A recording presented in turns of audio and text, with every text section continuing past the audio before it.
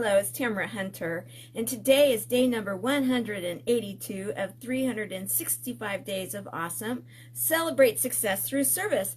And I am on standard, I am actually doing this via regular old Facebook Live because of the fact that I am getting internet disruption right now because I'm changing providers, and so that hopefully I can have a better stream. So I am not able to use my wonderful format, and but my guest has been invited, and hopefully she sees. It's Lynda Sunshine West. She should be on any moment. I have invited her, and so here she comes. We are, and it should be any second that she is on with us. Hello, it worked. Persistence pays off. Yay. In fact, I had multiple interruptions, and so I'm glad we went live 5 minutes after, because the new internet provider was showing up and just confirming everything, and you know how fun that is. Hi, Amy. Hi, Sharon. So, Lynda, can I just say I am such a big fan of you, and you know why? Oh, First of all, yes, you no. are a service hero in every which way, but it's because Thank you're you. also so accessible. You are so humble. You are so Mm. real. You know, when I first met you, which was a while ago actually, and um hello Sharon. Now I'm gonna point out Sharon to us, everybody, and anybody that has been with me and watching this for a while. I always point out Sharon because she is our senior ambassador for the Chemo Buddies for Life and our coalition, and she runs the show nearly for me. She is so wonderful. Awesome. And her story is so inspirational because she goes with me everywhere. I think you've seen I stream everywhere I go. And she is representative of some of our buddies that cannot even go in their backyard because they're shut-ins because of either the chemotherapy that they're on, and the bugs and everything that are out there. They don't, we're so susceptible to different things when we're going through treatment, and she is one of those that can't. Yet she knows people throughout the world now, and she's buddies with them all, and so I always highlight her, and so she'll probably become your buddy too. Awesome, Sharon. You rock. Yes. And so I see Rodrigo's on, and let's see, we've got Dave and Alfonso, and of course, and Saji. I think I said your name correctly. We got a lot of people that have joined us. Bottom line, and but Hello. back to you and why I wanted to get you on. And then lo and behold, I did not know that you are going to be one of the ones that's during Sammy's event on Saturday. I'll be speaking. It just so happens, I guess you are going to be the interviewer when he invited me to be on stage. I didn't know up until about 2 days ago. So hi, Thomas. I hope you're feeling better. Um, so so lo and behold, we had already scheduled this, and so I think that it's a small world. One of the things that I find so endearing about you is that you are inspirational to those people like myself that that are getting involved in this. I'm getting involved in this game a little later in my life. I was involved in other things before, and hi, Missy, hi, Joy, and Thomas. I'm thinking a lot about you. And so I understand what it's like, but I came into it a little different because I have a nonprofit, and then I'm building a movement. And so what do? You get out there and start, spreading the word. Hi, Kyle. And so, and you are one that you're like, it doesn't matter, right? It doesn't matter. Just get out there and do it. Just get out there and do it. So Exactly. why don't you introduce yourself and tell everybody about yourself, because in truth, you got so many incredible things going on, don't you? Yeah, it's funny because I don't know if you've ever heard this story. Well, first of all, thank you so much for having me on the show. And I had no idea you thought that about me. So thank you so much. I'm extremely humbled by that. And, authenticity is something that I really kind of stumbled upon it about 4 years ago as I started to discover who I was. Because I had lived my whole life as a people pleaser. I had so many fears because I grew up in an extremely volatile, abusive, alcoholic household, which caused a lot of fears. But not only that did it cause fears, but it caused me to be a people pleaser because if I do things right and if I walk on eggshells, if I don't speak my voice, if I'm not, if I'm just speaking what dad wants to hear, then nobody will get hurt. Like that's what I grew up in, right? And unfortunately, just like the saying goes, you marry someone just like your dad. So my first husband was just like my dad. I mean, it was like identical twins, just about, And so that stifled me for so many years. And so at age 51, I decided to say, what the heck am I doing here? What is this earth? What is this whole planet thing all about? And, at some point in our lives, a lot of us start to ask that question. Well, I didn't ask it till I was 51. So at 51, I started seeking, the answer to that question. And so I started working with a life coach who helped me figure out so much about who I am, about, what do I like? I never asked myself that question. What is Lynda like? What does Lynda love? What does Lynda hate? Instead, I liked whatever you liked, Tamara, because I was with you and I wanted to make sure you were happy. And so when I went to this person, I would like whatever they liked because I wanted to make sure they were happy. The problem came when Tamara and, Joe were in the same room. I was like, oh my God, how can I keep the two of them happy? Right. Like, I was absolutely like bonkers, right? As I didn't know how to keep everybody happy. So I started on this quest of discovering, who is Lynda? What are Lynda's likes and dislikes? And my life coach had me write down, whenever there's something that you absolutely love doing, write it down. And so I made my list, my long list of 36 items that I absolutely love doing. And then she had me take that list and to figure out how I can create my business around that. Because prior to that, I had worked in the corporate world for 36 years. During those 36 years, I had 49 jobs. Wow. Yes. 1 year I had 8 jobs. And possibly, I mean, were you a temp? I mean, I'm going to tell you right now, because it is possible. So one year alone, I had 8 W-2s. So I kept a tracker, to make sure I got all my W-2s. And so, okay, I can file my taxes now, But so how it is possible to do that is some of the jobs I had, I kept for a week. And some of the jobs I had were temp jobs. I did temp work, which I absolutely loved because I learned so much, So it was great for learning. But I only bring that up because, I've had this varied life experience of a lot of different things, but I was always running away from things, because when I was 5 years old, I ran away. I was gone for a whole entire week when I was 5 years old. So I was running away from that abusive situation. I had the pleasure and opportunity to sit with Les Brown for a couple hours, and he just sat with me and he wanted to know my life story. And so I was telling him, and he's like, you ran away when you were 5? And I said, yeah. He said, what made you run away? And I was like, well, I was in this, abusive household. I hated it. And he goes, no.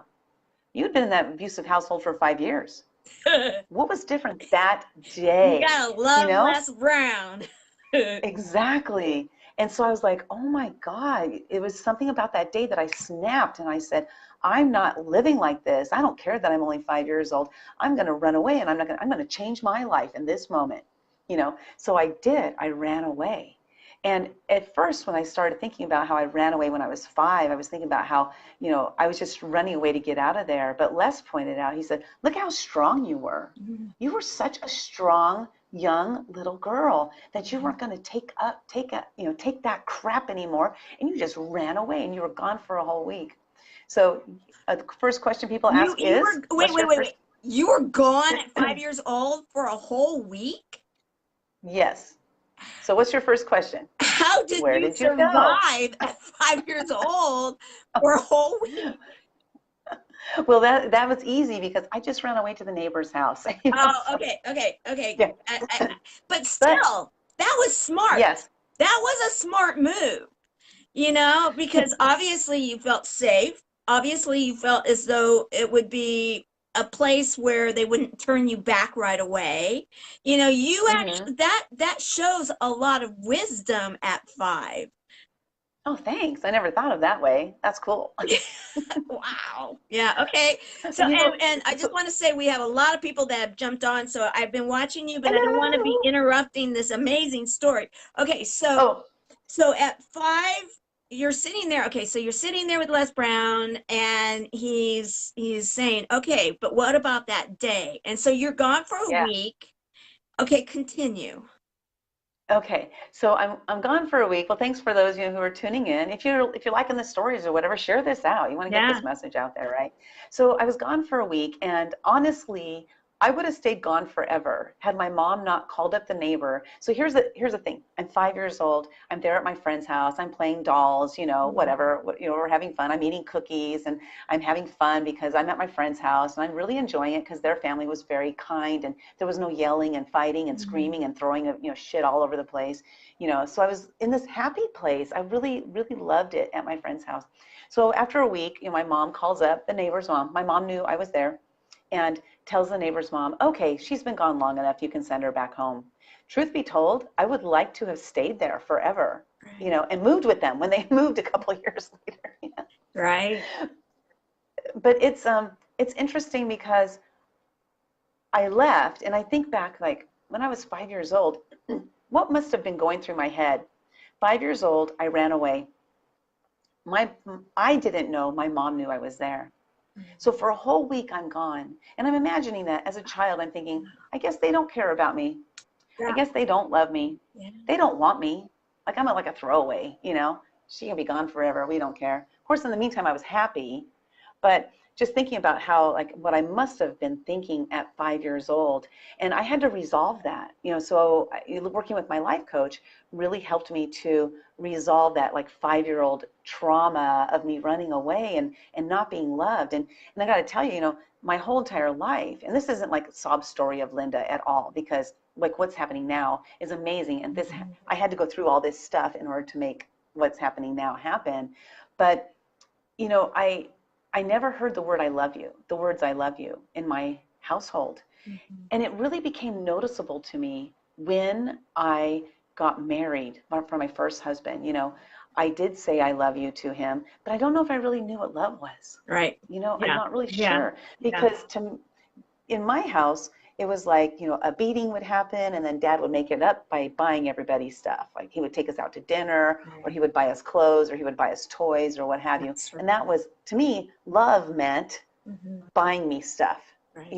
So that's what love meant to me. So it's kind of been interesting taking this journey to discover for me what love used to mean and now what love really honestly means. So when I see someone like you, Tamara, I would say before I had my life coach, which was 4 years ago, before I had my life coach, I would meet you and I would think, wow, I really like that lady, but I would never tell you Mhm. because I was too scared. Like I didn't know how to express love. I didn't know how to express appreciation, how to express like, wow, I just love this person. She's so amazing. Look at the energy she has. She makes me feel good. But now I can do that. And it's such a beautiful thing to know what love really is and to be able to feel it when you meet somebody. Like I feel like when I first met you, I remember it. It was a city mastermind in San Diego at Mhm. the Grand Hotel. Yes. I remember it. Yeah. And I met you. I was like, wow, this woman is like on fire. Yeah. She's got this amazing energy. Look what she's doing. She's helping people, helping so many people. And I just felt this immediate like soul sister connection, Yeah. Yeah. right? Yeah. And I feel that it was very important for me to discover who I was so that when I go places and I show up as me, that I Mhm. could meet those soul sisters or those soul brothers, that are people that like instant connection. Yeah. And I believe in it so strongly that like our souls are connected. And when we find those people who resonate with us, who have this, they're at the same level of the energy, stuff, that we find those people and we make an instant connection. Mhm. And you can't break that instant connection because it's real, it's honest, and it's soulful. Thank you. Oh my gosh, thank you for all of that.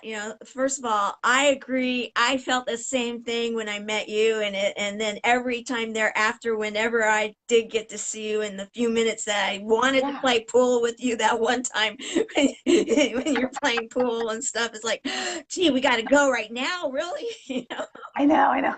But, I forgot all but about that. That was funny. yeah, but the when I started putting all, because I didn't have all the kind of like all the dots connected when I first met you. And then I love it. Everybody's saying hello to everybody that's on here. It's like a little Awesome. party going on that we're a part of, which is really, I love it. I love it when this happens, because, and Yes. let me just, hey, sidebar, everybody watching, that I think that these service hero shows are honoring our guests. And then it's an opportunity because of the buddies being here too. I always think of it as an external kind of digital party where we're honoring our honoree, and everybody's like mingling with each other as we then say how wonderful our honoree is all Mm, about. And so when I see this going on, I'm like, yes, it's happening. that's We're having cool. I our like that. digital little,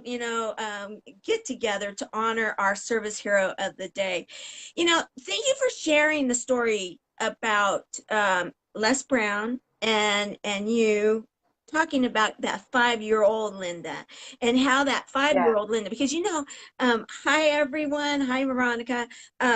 When I think about how you must have felt after, because that was, you touched it, how did you feel? Did you ever know, did your mom ever tell you when you were little that she knew you were at your friend's house?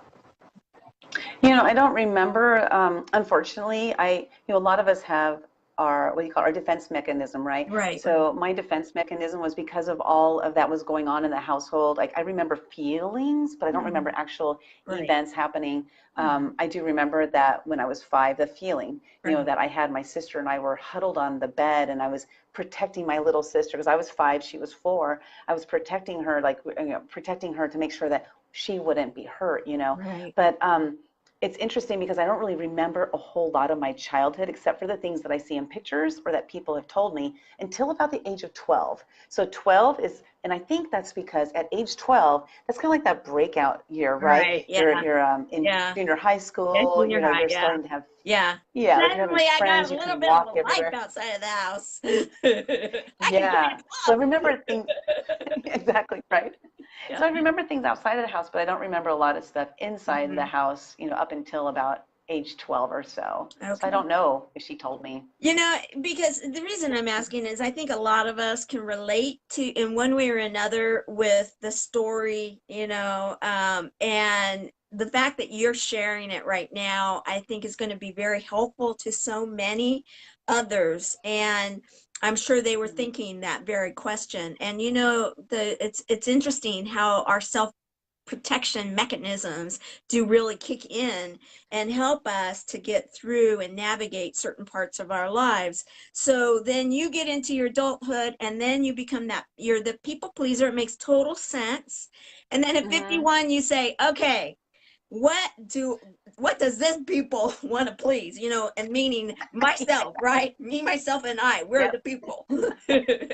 And so Exactly. you're doing your list. How in the world did you get that huge list narrowed down to this amazing stuff that you're doing now?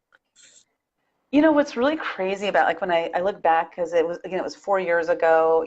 4 years ago I left my corporate job, my last corporate job, I should say. I was working for a judge in the Ninth Circuit Court of Appeals. Oh, So wow. I was a legal secretary for 20 years. I worked at 7 different law firms and worked my way up to working for that judge. And what's really interesting about it for me is that, like, I worked my way up to the very top. That was the top you could be in the entire state of California in the legal field, except for I worked for the number 2 judge in the entire state. So it's kind of interesting. I worked my way up there, and then I got there and I was like, oh my God, I hate this. This is so boring. I was like, I couldn't stand it. Every day I was driving myself to work, and I was like, I just hate this job, because I was really like a what do you call it? A travel agent. working for Oh, a judge because he okay. traveled like 250 days a year. Oh, So I was doing all of his travel. So I wasn't doing any legal secretary work, and nothing against travel agents, but it just isn't for me. right. It's just not for me. And so I found myself just absolutely bored out of my gourd. So one day when I was driving to work, again, this is what after I had worked with my life coach for like 5 months, I was driving my way to work and I was like, I'm quitting. I'm just quitting. And so I got to work. I didn't tell my husband. I got to work and I turned in my notice that day. I was like, I'm not doing this anymore. Wow. So then I drove home after work and I told my husband, I said, well, I put in my notice at work and we need to sell the house because I need to follow my dream and passion of helping people. He's like, what? Where did this come from? Mhm. you know? And it was really interesting because I meant it. I was serious. And he's like, I get it quitting the job because, he had been with me through this is my second husband, by the way, who I absolutely love and adore. We've been together Mm, for 30 years. He's amazing. He supports me. So he goes, okay. I get quitting the job, but I don't want to sell the house. And I said, you don't understand. God's told me what my purpose here is on earth. And he told me that I need to do this in order to be able to follow this passion of helping people while I'm here. And he's like, okay, I get it. You're serious. Okay, we'll sell the house. So we sold the Wow. house. And it's been 4 years, just like a little over, about 4 years ago that we did that. And going on my path of like trying to figure out who am I, what is my real purpose here?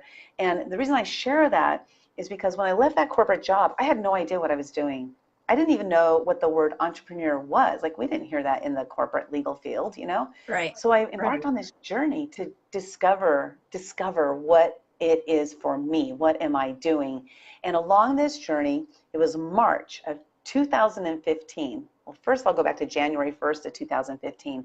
I woke up that morning, January 1st, 2015, and I decided I need to do something big for my life. So I was going to face a fear every single day. So ended Wow. up writing a book That called, well, I wrote a book called The Year of huge. Fears. Yeah, Wow. oh my gosh, it changed my entire life. Changed my entire life. So one of the things that happened, and actually this is something I'll be talking about. So here's my book. Bam, The Oh Year of yes, yes, yes. Fears. I see. Yes, yes. And I had that ready to queue up in my cute little normal format that I bring up. Okay, guys, pretend like that was the format, and we just brought it up. Oh, wait, here Okay, we go. let's share it a little bit more. There we go. Okay. Perfect. Okay, There it goes.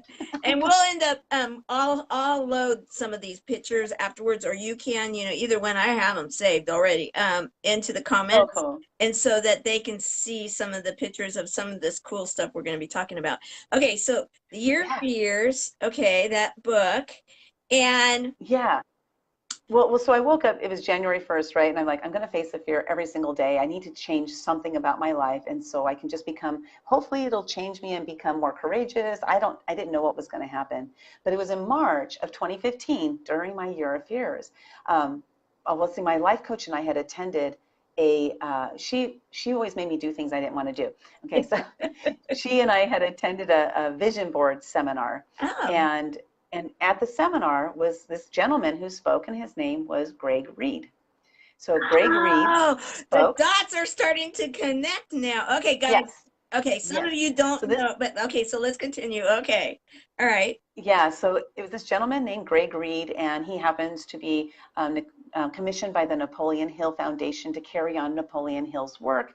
He got up there, he spoke, his speech was amazing. Like, we're all just like really locked in with like what he was talking about, especially me, because I was like hungry to learn and hungry to grow. And so he got done speaking, and he had invited us to attend his event called Secret Knock. And I was like, that's way too expensive. I can't attend that. So next thing I know, my life coach, she comes back to me and she says, hey, Lynda, you need to go to Secret Knock. I'm like, I'm not paying that kind of money. That's crazy. There's no way I'm going to pay that kind of money. She goes, you don't understand me. You have to go to Secret Knock. There's a reason you have to be there. And I was like, if my life coach tells me I have to do something, I just listen to her because she knows so much more about me than I know. So I did. I signed up. I went to Secret Knock. I attended the first time, and literally, it was a 3-day event. Literally, the first day, during the breaks, I like stood in a corner all by myself because I was so scared to talk to anybody. I had fears, like I'm facing my Right, fears. right. One of Yeah. my fears is talking to people. Mm. So my life coach kept bringing people back to me. And she's like, hey, you need to meet so-and-so. So it was really cool. She let me stand in the corner and just, stand. So the next day she was like, you need to start, just go talk to people. And I was like, okay. I was so scared. I was so terrified to talk to anybody. So what happened, because here's one of the links that you're going to be talking about, is what happened was on the second day, this gentleman spoke named Frank Shankwitz. Oh. And he's the creator and a co-founder of the Make-A-Wish Foundation. Right. And oh man, I was in Secret Knock. It's cool because there's not like VIP seating, like everybody's a VIP. So I always got there early and got front row seat, because again, I'm hungry. I want to learn as much as I possibly can. So I sat right in the front, and there was Frank standing up there on that stage. And I was just listening to him tell the story, the creation of the Make-A-Wish Foundation and everything. Is so enthralled by him. So when he got done speaking, I remember I'm in the front and he sat in the back. So he got done speaking and he went and sat in the back, and I was like shaking, like my hands were shaking, my stomach was just trembling because I wanted to go back there and get a picture with him. But I didn't know how because I was too scared, right? So I did it. I got my phone, I took it back there, we took a selfie, and I just like said thank you, and that was it. And I ran back to my seat and I was shaking and just trembling still that I actually got a picture with Frank Shankwitz. That was like, when I tell him this story, he's like, oh my God, that's so funny. So here's what happened though. And this was one of my many defining moments that I've had, throughout these last 4 years on this journey. What happened was the next day, as I was driving there, I had this thought. I was like, oh my gosh, I'm going to have Frank be the keynote speaker at my event, because I was going to be putting on a nonprofit speaker event. And so I was like, he's going to be the speaker at my event. So when I got there the next day, park my car, get out, and I see him, and he's standing in what I love to call the circle of death. It's like 4 men. They're all like 6'4", 6'5" tall. I'm 5'3", so I'm like this little girl, Yeah. And I was like, oh my God, there he is. I'm going to go talk to him. So I walked right up to him, and I stood there and I stared at him because they were all talking, And I just stood there and I stared at him. I was probably really obnoxious, but I didn't care. I was on a mission. I Right, had this mission. and you were hungry. I was hungry. That's right. Hungry. Yeah. And so it was funny because he looked down at me and he goes, oh, hi, how can I help you? Because he noticed that I was staring at him, right? And I go, Frank, you're going to be the keynote speaker at my nonprofit speaker expo. I can't wait to have you there, like that. That was all I said. And he goes, excuse me, gentlemen, I'll be right back. I'm going to go have a talk with this young lady here. So, oh my God, it was so amazing. I was so proud of myself for facing that fear, just walking up to him and doing that. So what happened was we walked outside. We talked for about 20 minutes. He told me about Make-A-Wish. He asked me questions about me and what I was working on. And then next thing you know, we got a handshake. He's going to be the keynote speaker at my event. It was so... That was the beginning. That was the the beginning of all this other stuff. Okay, so let's tell everybody, because now everybody's like, okay, the beginning of what? We still haven't completely, Okay, oh my gosh. You are the executive, one of the executive producers. One of them, yes. There's a few, but that's okay, because they needed to be. Yeah. Because this is a big story. And I get even more of why the story resonated with you, because of your story and his story. Wow, they're unbelievable. So you are one of the executive producers of the movie that's about Frank. The Wish Man. Yeah, The Wish Man, which I absolutely love the book. I love the trailers, and I cannot wait to see the full movie. I cannot wait. It's amazing. Absolutely amazing. And then and then it even makes more sense. You are the event producer, right? For Secret Knock. Wow. Wow. Yeah, and it's weird how everything, I look back at my last 4 years, and everything that I'm doing now, stems from Secret Knock. It stems from me saying that first time. I raised my hand and I said, I'm going. She told me I had to go, and I went and I listened to her, and it was the best thing I ever did in my life, because I took that first step to open that door, right? Secret Knock, get it? Yeah, to open that door, and it's the door of possibilities. It's the door of just amazement. There's so much there to be had if you're willing to open that door and then let yourself be open to these opportunities, these possibilities that are there. And so that started it. Yeah. So I become the one of the executive producers for the film The Wishman. Right now I'm in the process of writing a collaborative book. I'm looking for 4 more people, but it's called 13 Lessons from Action Takers Who Changed the World. Wow. And so, yeah, Greg Reed, who is my mentor, is going to be in the book, as well as Frank Shankwitz, creator of Make-A-Wish, as well as, some other of my friends, the founder of UGG Boots, Brian Smith, Right, and another then the friend. gentleman, yeah, exactly. He's so awesome, right? And then another one who's going to be in the book is the gentleman who invented the magnetic strip on the back of credit cards, Ron Klein. So Oh, I'm having these I've like seen him. people who, Yes, I've seen him. it's amazing. Yes, So yes. this all has culminated to being this thing. Like I interviewed, well, Les Brown, right? I interviewed Sharon Lecter. I interviewed the president of Mexico, Vicente Fox. All of these things are because of Seek or Knock. This Everything is just, started right there. well, actually, can I just suggest it's because of Yes. your life coach? Yeah, she was the catalyst to put Right. me in that Seek or Knock, and she doesn't like to take credit. So I mean, she's Okay, taught me to okay. not like give her credit. So, it's like, because I've given her so much. I really she changed my life, and Right. she's like, I didn't change your life. You changed your life. I just asked you the right questions. And So I'm like, and thank okay, goodness that she's humble about that in that way. But yeah, I can see why you ended up working with her, knowing, feeling your personality, getting to know you even that much more as you're opening up right now. And it's just it makes absolute so much sense. And so now, is the nonprofit that you had him speak at, is it the Giving Angel, or is it Living well, Living Live? okay, yeah, so I do quite a bunch of different things. It's like, oh gosh.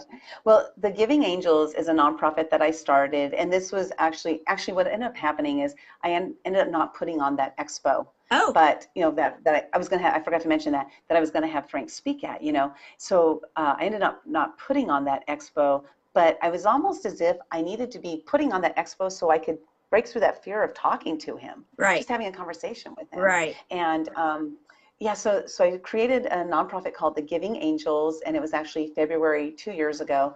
And our mission is to get homeless veterans off the streets and into homes. I love We're it. on a slight hiatus right now because I'm the only one that our board of directors, they're not active. So I'm the only one who's active, and right now I'm inactive. So we're on a little hiatus. But the book, and we're making a movie also called, 13 Lessons from Action Takers Who Changed the World. And that the proceeds from that will go to the Giving Angels so we can get as many homeless veterans off the streets as we can. And I do realize, like, I know my brother-in-law was homeless for 7 years, and he was a veteran. And so I do realize that there are a lot of homeless people out there, homeless veterans, and homeless people who are not veterans that don't want to be in a home. And so that's my mission isn't to displace them, but just to help those who actually want to be helped. Right, right. There's the different groups, and absolutely. Yeah. But I do know quite a few. In fact, I was having a discussion about this subject earlier today. Is that, and thank goodness there's so many awesome groups that are out there helping the Mm-hmm. homeless, in whatever Yeah. category they are. And so thank you for that. And I love the fact, in fact, I see Rose Galen has chimed in a bit. Rose works with the vets, and her mission with Mm. vets is actually with those that are now in some type of a disabled type of a challenge. Mm. She's a co-founder with a gentleman, Tim, that is a quadriplegic in a chair, and he's a vet, and they're helping the vets to kind of find their way and not to be displaced out of their homes. These are ones that are in their homes, and sometimes they're displaced the opposite, because they're not wheelchair accessible. They're Mm. safe for them to go home.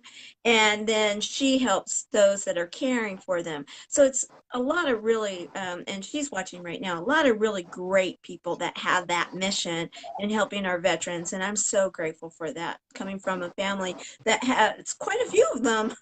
In fact, I'm going up to an Yeah. event in Colorado in less than a couple weeks now, that for veterans that are up in Colorado Springs, to help many of them Mm. become entrepreneurial. So, Oh, that's awesome. yeah, love that community. So now, what's your next step? I mean, I saw that, okay, let's just say, I saw that right now, is this a full-time thing that you're living in, where you can drive around, let's say, wink, wink? Yeah. Yeah, we're living in an RV right now. We sold most of our stuff and just downsized to an RV. We had been talking about it. You know, my husband and I have been together for 30 years, and we've been talking about it for about 15 to 20 years. Like, we should just get an RV and just do our own thing. You know, if we want to move, we want to move. I've had 49 jobs, right? Well, we've also lived in probably about 40 places. So we both are. It's funny because when I met my husband, he's 18 years older than me. I was 25 years old. He was 43. Aw. And my dad was like, "Oh, good, finally someone to settle you down." Well, no. My husband and I are just like we're like two peas in a pod, you I know. love We're exactly alike. Yeah, so right now we're currently living on an Indian reservation in San Diego. It's like about 25 miles east of San Diego, and I love it. At first I thought, we'll live here for maybe a week or two or a month or whatever, then we'll move to another location. But I love the location we are right now because it's out in the like in the mountains. Right now I'm in an office. I have an office space, and so it's out in the mountains. So you open the door and there it is, the mountains. Every once in a while I see deer. So it. it's so awesome. I don't know how long we'll stay there, but I don't like to put time limits on things, Uh-huh, just uh-huh. like I want to go when I want to go. And so right now we're just doing a month to month, like we can stay there as long as we want, and we'll see how long that is. I don't know. I love it. In fact, okay, so I have been following. Okay, yes, there's a few people I follow, and Lynda is one of them. And Aw, thank you you. had actually gone live one time, and you were talking about that you moved down the road, and it was like, okay, we moved down the road, and we didn't secure everything, and I was kind of wondering, So funny. how it was going to work, and then I don't remember exactly how it was, and you were amazed by something didn't end up moving, or you did. I don't remember now the complete, because growing up we did have a motor home, and I remember the drill that, yeah, my mom was fastidious about everything going into lockable cabinets and everything like this. And so Right. you were talking about, yeah, I had it, and it didn't even move, and it was like, Yeah. okay, this is kind of cool. It was a little can, like this Yes, big, of WD-40. WD-40, that's right, yeah, yeah. It was funny because when we got there, we parked it and everything. We got there and I saw that. I was like, "Did you just put that WD-40 there?" He goes, "No." I go, "That was there during the move. Like, it made it through the bumps and everything." It was so funny. you I know just thought it was great. But yeah, we didn't secure anything. Yeah, I love it, because just even that, some people think, when you're live, okay, is anybody going to get anything from that story? I got a lot from that story. It was like, Oh, you did? oh yeah, in fact, I was sitting there like, okay, yeah, and then what? And then what? Because first it was, you were out there by that tree, and there was just all this stuff, and it was like, oh wow, this is getting good. This is getting fun. And Well, thank you. you're welcome. And Misty Lane is saying, RVs, fun life. Absolutely, I agree. I've actually been thinking a lot about that whole thing too. There's a little part of Yeah. me, because my mom was very free thinking when we were growing up, and we would go on an event. She would call it an adventure, and we didn't even have pre-planned camping sites or anything like that. It would just be, okay, turn Mm. right here, turn left here, do this, do that. And then we would end Oh up my God. where it would be. And there was one place that we ended up going 3 times in a row, 3 years in a row. And here we're in a big motorhome. At least I thought it was big as a child, and now it would be considered small, I'm sure. But, and it was like a one-way street road going down this hill that you see the drop off there, and you're like, Oh oh, my gosh. this is Mr. Toad's wild ride. Okay, Do you remember, it's worth it. did you ever see that movie called Trailer with Lucy and Yeah, Lucy Desi? and Desi. Yeah, Yeah, yeah, yeah, that's what yeah. you remind Felt me a of little there. bit like that. Yes, yes. Live that life. It's Love hilarious. it too. I love it. So, all right. So you have got to even go to like formal events and different things now because of the Yeah. Wishman movie. It is really it's already in pre-launch stage. It's been getting a lot of very good reviews and press, hasn't it? Hmm. It really has. It's just a great movie. Who I shouldn't say who doesn't know, but most of the people I would imagine, even in the world, because Make a Wish has granted more than 450,000 wishes to kids around the world. So it's almost like who hasn't at least heard the name, Make a Wish Foundation. And so because of that, it's getting a lot of traction. Right now, we're in the process of trying to find the movie house that's going to pick it up. So we're still in that final stages of getting that figured out. And when that gets figured out, we'll be announcing that, of course. And then the movie will hit the, excuse me, hit the theaters. And I'm so excited because I had an opportunity to see the movie a couple times. I saw it before before music was added. So that was kind of cool to see like the behind the scenes. And then you got to see like some of the things that, because when they shoot a scene, they'll shoot the same scene over and over and over again. And then they try to, take out the parts that didn't fit, they didn't match up or and stuff.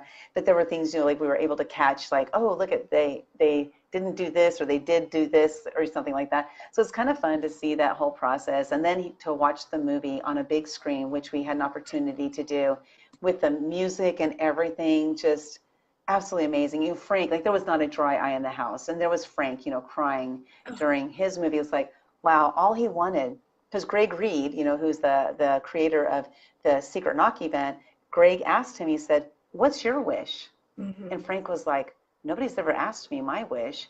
I just want my story to be told so that my grandchildren will know what I did.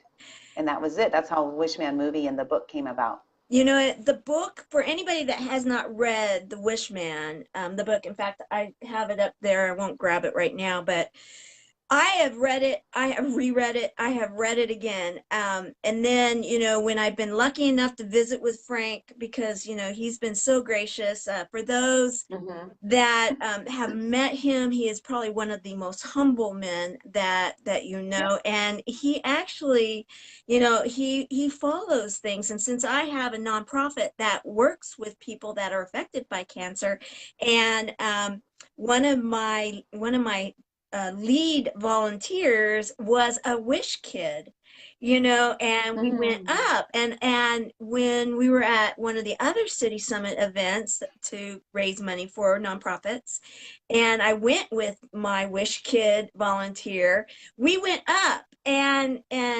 he's a little shy like you. We're getting him out of his shyness, and he went up to talk with him, and he's 22 years old, but he looks like he's 17. And Okay. and so Frank, I introduced the two of them, and I said, I would love to get a picture of the two of you. It was not just, oh, well, let's do the photo op.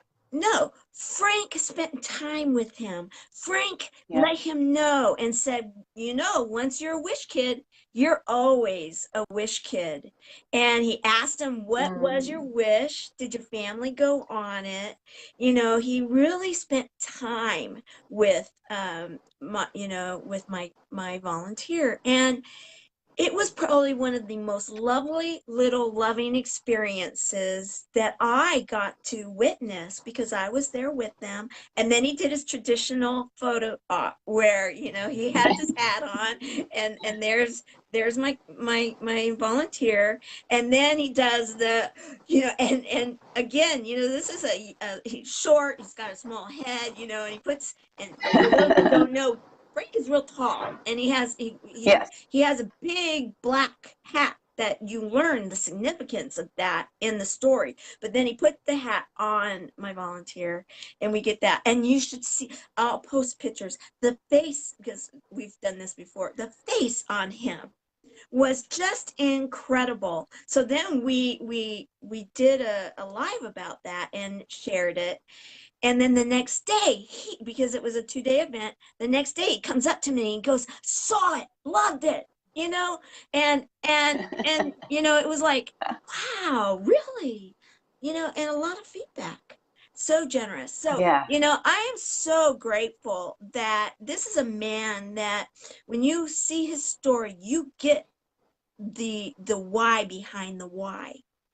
And Mm-hmm. you know, not to spill any of the, you know, the storyline or anything, but his life as a child growing up, that's why I was like, okay, I get it, I get it.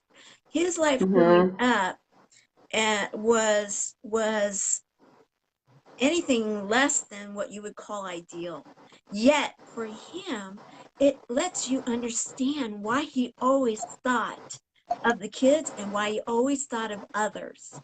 And the story behind the story is so beautiful. And he, you know, yes, he does say, you know, it's not completely 100% accurate. You know, they Right. did take a This is little bit Hollywood. of, you know, license on it. However, he was one of the executive, what was it, like technical directors or something like that, where they had, Something like that, yeah. yeah, where he was on site.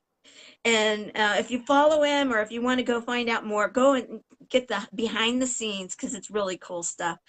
Well, so Yeah. what is next for you? You are you're involved in media, right? I mean, you go and do a lot with that. What is kind of like your next projects? I know you're having something that I have to ask about. I thought it was the coolest thing, and I even mentioned it to you. You're doing a potluck, right? You haven't done that yet, or did you already do it? Well, it's not a potluck really. It's a mastermind. So I do Right. have a women's mastermind group. You know, we meet once a month, and it's called the I'm sorry, Experiential Women's Group Mastermind. And I created this. First of all, I was going to do it for, you know, men and women, but one thing I realized is throughout my journey this last 4 years is that when you have women all together, that they're extremely supportive of each other. But sometimes, often what happens when you insert a man into the mix, things just change. It's biological, it's natural. We are, you know, we're human beings, we're animals. And so it's natural that what happens is women become a little bit different when you insert a man into the mix. And so I decided to be all women. And so what we do is we get together once a month. I call it experiential because we actually experience different things that will get us thinking differently, get us feeling differently. Because I did my year of fears in 2015, you know, I'm somewhat expert at, you know, helping people break through fears. So I actually have them go through different exercises during the mastermind event. It's a 7-hour event every month.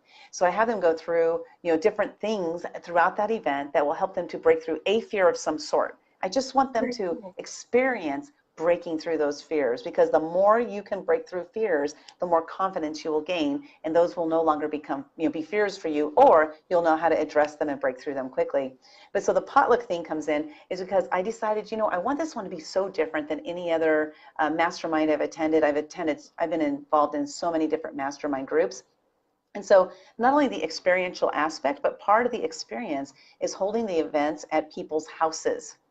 So we hold them at houses. We do a potluck because, you know, a lot of women like to cook and they like Right. to, you know, show off their things that they've cooked. And I want them to have the opportunity to do that. And so it just kind of morphed into this way of, you know, having these potlucks and having them be able to, you know, bring their food.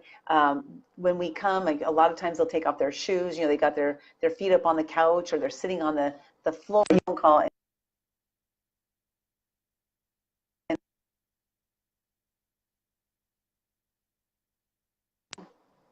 Can you hear me?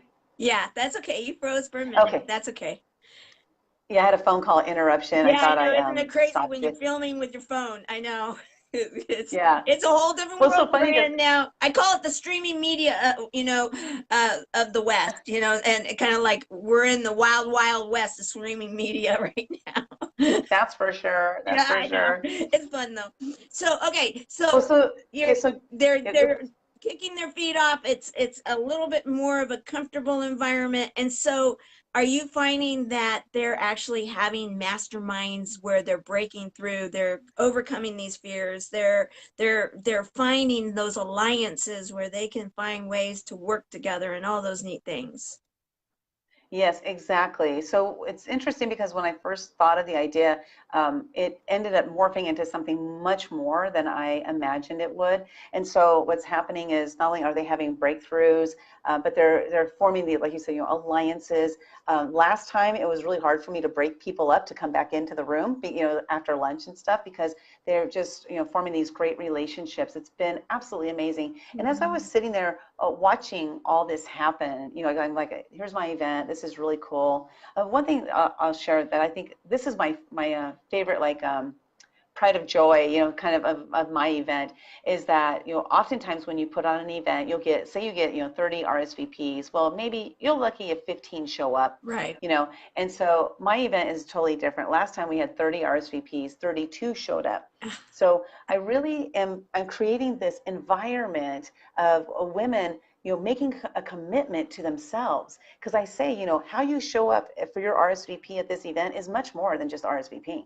This is for you, because if you show up this way here, that's how you're showing up in other places in your life. So Right. you make a commitment to yourself and you do it and you make it happen. And so because of that, it's literally like one time I think it was 95% attendance, so it's really cool. But yeah, they're having breakthroughs. They're making having these great relationships. And in addition to having them do like experiential exercises, different types of things that we do hold masterminds. So last time was so amazing. I thought of this idea as I was driving there, actually. I was like, what we're going to do is I'm going to have every single person at the event, and remember there were 32 of them, I'm going to have every single person sit in the front of the room or stand in the front of the room. They're going to tell everybody what they do, like give their 30-second pitch. So this did a couple things. It introduced everybody to, to everybody by giving their 30-second pitch. But here was a twist on it. I said, then after they're done giving their pitch, I'm going to ask everybody in the audience to tell us what that person really does. And there was some amazing clarity because oftentimes the people didn't know what the person did. Right. So we then worked on their 30-second commercial right then and there. And I said, okay, listen to what all these people are saying that they think that you do. And you need to learn how to tweak what you say so that when you say it, it's clear and people know how they can work with you. It was, to me, it was my favorite. I hope it was theirs too. They all said they got something out of it, So it was turning the mastermind into something different. And so I kind of try to do that every time where I turn our mastermind sessions into something else that it's more than just about their business. It's about their business as well as themselves, like learning how they can tap into different parts of themselves and grow as human beings. I love it. I love it. And So you have your thank you. mastermind, and then, of course, you're still involved with helping to get the Wishman movie out and going. You've got Secret Knot going on. You have a Mm-hmm. hiatus right now from your nonprofit that's helping the vets. And then you have Living Live, and that's like big. And so, and Yeah. then you go out and you're interviewing and you're filming and you're doing all sorts of neat stuff in everywhere. Um, in such a short period of time. I mean, some people would say 4 years. Wow, you've actually created a whole different life for yourself. You've Mm-hmm. overcome your fears. You are now living a life that many people would say, wow, that's exactly what I want. In the very little bit, in the time we have left, if you can share, because I know some of the people that are on right now and I know their stories, and if you could share right now, they're thinking, okay, yeah, right, okay, can I really do anything like this? And if they're sitting in that chair right now, and since, we're still relatively at the beginning of a new year, and a lot of people start looking at things a little differently, like what's working, what's Mm-hmm. not, where do I want to go? If you could share just a couple of things to start, simple steps, what would your simple steps be? Well, the first step would be to write that list, like I was told to do. Write the list of everything you absolutely love doing. And I actually have a program called Discover the Real You, and this is the first step in that. So the first step is to write everything you absolutely love doing. So when you're thinking about it, you love it. When you're doing it, you love it. And after it's done, you're so glad you did it because you absolutely love it. So make that list. Your list might only have 3 things on it. My list had 36 things on it. You know, my life coach was like, that's a long list. I'm like, yeah, that's my list, you know? So what it could be walking on the beach. It can be, you know, talking to people. It can be having conversations. It can be, you know, volunteering, just whatever it is that you like. And then look at that list and see, how can I incorporate all of these things, or at least the majority of these things, into my daily life? And what I love to do, what I love to help people do, is I used to be a very miserable, sad person. Like, I was so unhappy. I grew up in abuse, you know? Right. So like a lot of you here watching have, you know, grew up in abuse, but we can change that. We don't have to, that doesn't have to be my continuation story. That's my past, and that's where it stays. It just stays there. It was part of what helped me to become who I am today. So what you do is you take your list, and then you, like, each day or each week, whatever you can commit to, is you look at your list, you say, I need to do one of those things for 5 minutes every day. So you say for 5 minutes every day, you do that one thing, whatever it is, for 5 minutes only, just 5 minutes. Because then what you've done is you've increased your time here on earth by 5 minutes every single day doing something you absolutely love. Then the next week, you do things on that list for 10 minutes every single day. Next thing you know, you're going to be doing, the majority of your life is going to be spent doing all the things you love doing. And it changes like my whole entire life has changed because, you know, I created that list and I started doing that. It was 5 minutes a day, then it moved up to 10, 15. Now it's more like probably about 10 to 15 hours a day that I'm spending doing the stuff I absolutely love doing. The other stuff I've eliminated from my life. It's incredible, and you can do it. You might be sitting there saying, well, I couldn't do that. Yes, you can. You're just giving yourself an out, is all you're doing, is giving yourself an out for not living the best life that you could absolutely positively live. Nobody can decide your life for you but you. And every day, every moment of every day, you are making decisions about how you are going to live your life. So choose the decisions that are going to make you live a happier, healthier life. Well, I love it. I love it. That is a Thank great you. formula. Great formula. So It works. it works. And you know what? I believe it completely. So I am so thrilled that we got to spend this time together. Thank you. I know that you've got so much going on. This Saturday, you're going to be at Sammy Drizzy's event down at the San Diego Convention Center. And I put it on the post, and then I'll put that post back into the comments here because I couldn't put the picture up in our nice little format.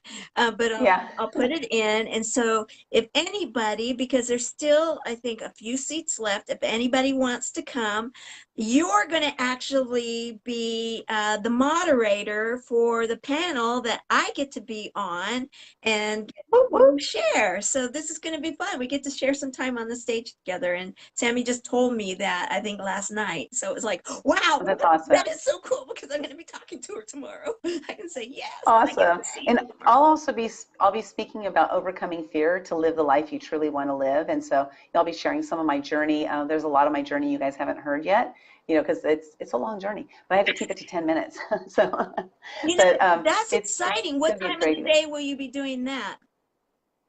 In the afternoon, I'm not sure exactly what time, but he did tell me it would be in the afternoon sometime.